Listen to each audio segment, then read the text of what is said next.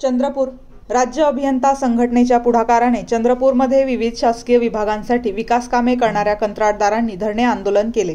गेल्या 8 महिन्यांपासून केलेल्या कामाचे बिल शासनाकडून न मिळाल्यामुळे संतप्त कंत्राटदारांनी जिल्हाधिकारी कार्यालयासमोर लाक्षणिक धरणे आंदोलन करत जिल्हाधिकारी यांना निवेदन दिले। या आंदोलनात सार्वजनिक बांधकाम विभाग, जलजीवन मिशन, ग्रामीण पाणी पुरवठा, ग्रामविकास व जलसंपदा विभागांसह इतर विभागांसाठी काम करणारे कंत्राटदार सहभागी झाले होते।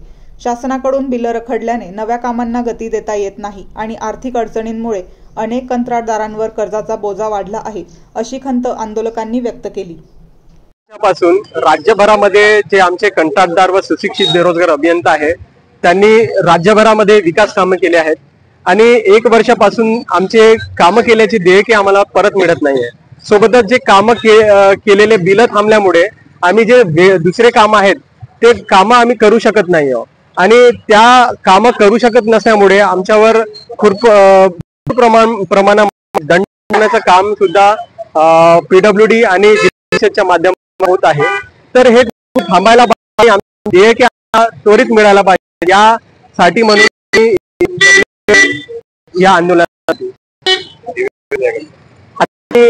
निवेदन बनवलं आहे। राज्यभरामध्ये राज्य अभियंता संघटनेच्या मार्फत आजच्या राज्यभरामध्ये निवेदन देण्याचं काम आहे आणि सोबतच चंद्रपूर जिल्हाधिकाऱ्यांना सुद्धा आम्ही आज निवेदन च्या मार्फत आमचे जे वेदना आहे आम्ही इथे सांगणार आहोत।